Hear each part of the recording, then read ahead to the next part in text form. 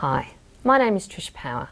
I'm Superannuation Editor for Eureka Report. I'm also the author of Superannuation for Dummies and the co-author of You Don't Have to Be Rich to Become Wealthy, the Baby Boomers Investment Bible. Superannuation is now the #1 legal tax haven for most Australians since the federal government announced radical changes to the super system in May 2006. From July 2007, if you retire on or after the age of 60, you can receive your super benefits free of tax. What this means in practical terms is that when you retire, you can take your money as a lump sum or as a pension and pay no tax on that income. That's right, no tax. Different rules apply, however, for some public servants. If you're a member of one of the older public sector untaxed super schemes, some or all of your final benefit will still be subject to tax from July 2007, but at a lower rate than previously. The amazing feature of the new rules is that you could be enjoying a tax-free income for the rest of your life by simply waiting until you turn 60 before you take a lump sum from your super fund or before starting a private pension. Even if you don't wait until you reach 60 before retiring, once you do turn 60, then your super pension income will also become tax-free. For example, you could receive $160,000 a year as a pension from your superannuation fund and pay no tax. The $160,000 won't even appear in your tax return as income. The magic of this change to the super tax rules is that you could still earn additional income on other non-superannuation assets and take advantage of the tax-free threshold of $6,000 for income tax and possibly benefit from other tax offsets. The other compelling argument for keeping your money in the superannuation system after you retire is that your super fund pays no tax on investment earnings for assets funding an income stream.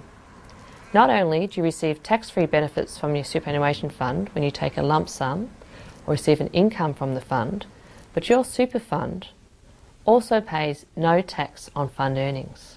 Further, from July 2007, your super benefits will no longer be subject to limits on how much you can take out of your super account at concessional tax rates. These limits are known as RBLs. In theory, the combination of removing RBLs and making all retirement income from super funds free of tax meant that individuals might divert millions of dollars into super and enjoy an income of, say, $1 million a year or more and pay no tax.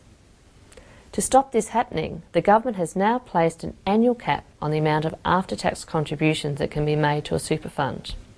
Prior to 9th of May 2006, there were no limits on after-tax contributions.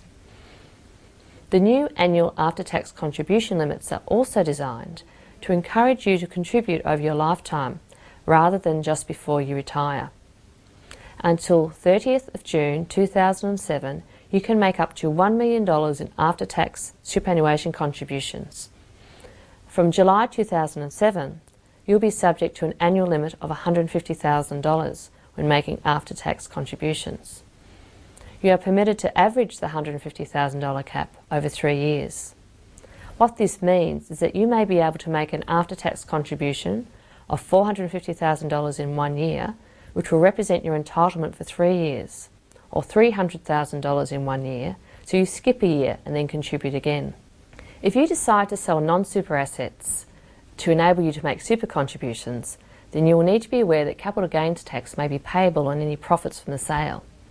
Depending on your circumstances, it may be possible to make a tax-deductible or salary sacrifice super contribution to neutralise the impact of the capital gain. Tax-deductible contributions are also a useful way to reduce your general income tax bill. From July 2007, the government intends to introduce an annual flat limit of $50,000 for tax-deductible and salary sacrifice contributions. The $50,000 limit will be indexed from 2007 onwards in line with average weekly ordinary time earnings. If you're 50 or over, on or after 1 July 2007, then you have a 5-year period to make larger tax-deductible contributions than the rest of the population. You can make tax-deductible contributions of up to $100,000 each year until 30 June 2012. The government has made plenty of other positive changes to the super system, which we don't have time to cover on this DVD. I cover all things super in my weekly column, Dear Trish, in Eureka Report, which also keeps our readers informed on the latest super changes.